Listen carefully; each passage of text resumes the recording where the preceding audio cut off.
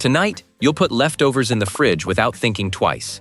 You'll trust that the meat in your freezer will still be safe next month. You won't even consider that it could kill you. But for 99% of human history, that trust didn't exist. Meat rotted in hours. And the difference between eating well through winter and starving came down to a set of tricks your ancestors had to discover, one dead body at a time. Here's the strange part. Your ancestors didn't have refrigeration. They didn't have plastic wrap or vacuum seals. They didn't even have a word for bacteria, and yet they figured out how to keep meat edible for months, sometimes years, using nothing but salt, smoke, wind, and time. The real answer to how they did it is far stranger and far smarter than most people assume. Start with the problem itself. A freshly killed animal is a race against rot. Within hours, enzymes inside the meat begin breaking down its own tissue. Bacteria already present on the surface multiply fast in warm, wet conditions. Within a day or two, in summer heat, meat that once fed a family becomes something that could kill them instead. Your body still carries the instincts from this era. That's why raw meat left out smells wrong to you almost instantly. Your nose is doing exactly what it did 50,000 years ago. So what did they do about it? The oldest trick is also the simplest: drying. Remove the water, and you remove the environment bacteria need to thrive. Archaeologists studying early human sites have found stone platforms and wooden racks believed to have been used for exactly this purpose. Elevated surfaces, where strips of meat could catch wind and sun at the same time.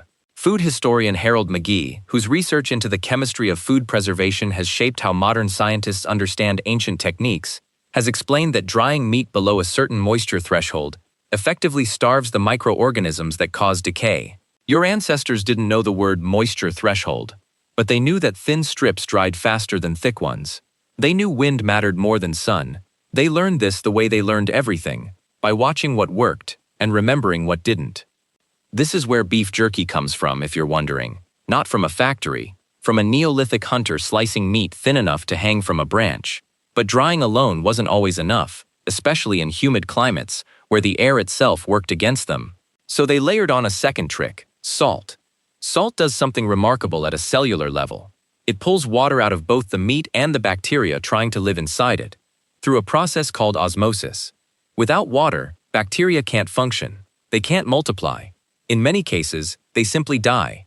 Zooarchaeologist Krish Sita, who studies the relationship between meat, animals, and human societies across history, has noted that the shift toward deliberate salting represents one of the clearest examples of humans manipulating chemistry long before they understood the science behind it. Coastal communities had an advantage here. Where there was seawater, there was salt. Where there were salt flats, inland communities traveled to trade for it. Some of the earliest organized trade routes in human history exist because groups needed salt, not gold, not tools, just salt, to keep their food alive through winter. Think about that for a second. Entire economies, entire relationships between distant communities, built around a substance whose main job was to make bacteria thirsty to death. Then came smoke. Smoking meat does two things your ancestors couldn't have explained, but clearly understood through results. First, the heat from a low, slow fire draws out even more moisture, continuing the work that drying and salting started. Second, and this part is almost accidental, smoke itself contains compounds that resist bacterial growth.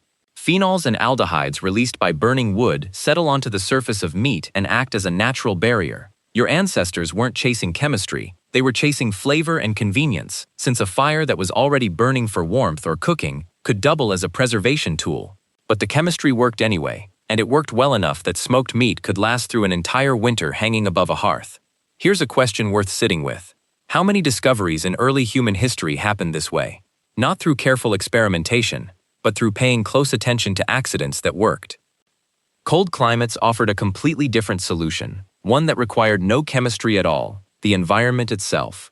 In the Arctic and near-Arctic regions, communities didn't need salt or smoke when the ground and air did the job for free. Anthropologist Ernest Birch, whose decades of fieldwork among Arctic hunting societies documented how communities structured their entire seasonal calendar around meat storage, described elaborate systems of underground caches dug into permafrost, natural freezers that could hold meat safely for months. Some groups built stone chambers partially submerged in cold water, using the near-constant low temperature to slow decay almost to a stop.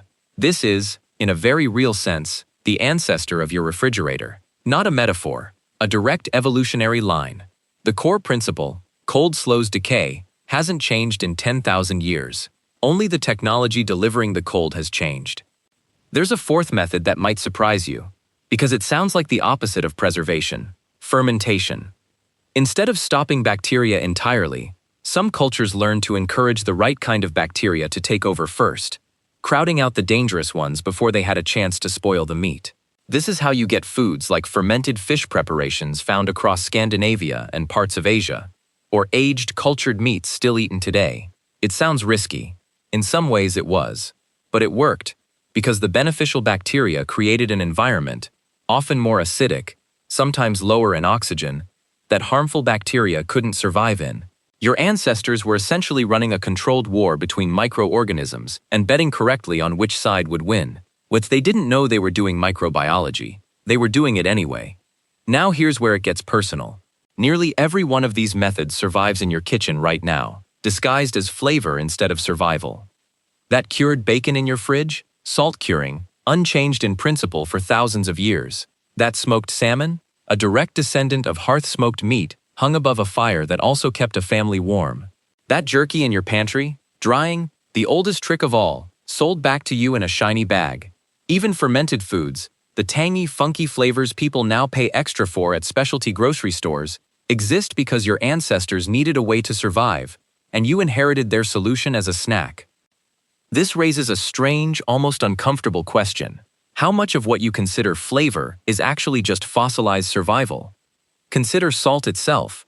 Humans didn't evolve to love salt because it tastes good in a vacuum. Salt tastes good because craving it kept our ancestors seeking out the one substance capable of keeping their food, and by extension their families, alive. Smoke flavor triggers something almost primal in most people, an association with fire, safety, and cooked food, going back to the earliest controlled use of flame. You're not imagining that campfire smell makes food taste better. Your brain has been trained across hundreds of thousands of years to associate that smell with a meal that won't kill you. None of this happened quickly, either. It's tempting to imagine a single genius ancestor inventing salt curing in one afternoon. That's not how it worked. These techniques developed slowly, independently, in different regions, refined across dozens of generations.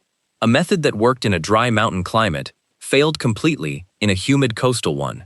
A smoking technique perfected near one type of wood produced bitter, inedible results with another. Trial and error wasn't a phrase, it was daily life, and the cost of failure wasn't a bad dinner. It was hunger, sometimes death, for an entire family through a long winter.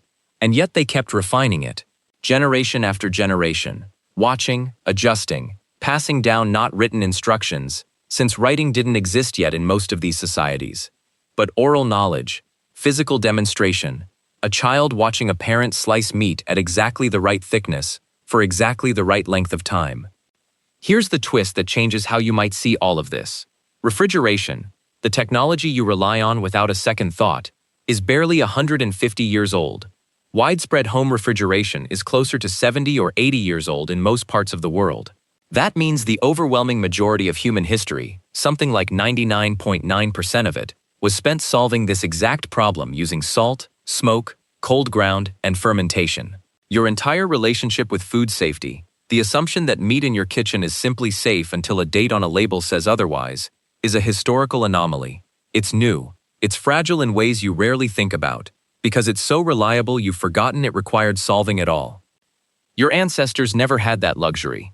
Every strip of dried meat, every salted joint, every smoked cut hanging from a rafter represented calculated risk, accumulated knowledge, and the quiet, constant work of keeping a family alive through seasons that offered no guarantees.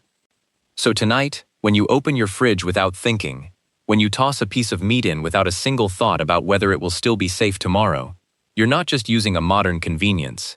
You're standing on top of tens of thousands of years of trial, error, and survival, distilled into a machine that keeps things cold so you never have to. The real answer isn't that ancient people lacked technology. It's that they built an entire hidden technology out of salt, smoke, wind, and time. One your body still remembers, even if your mind has forgotten how to use it.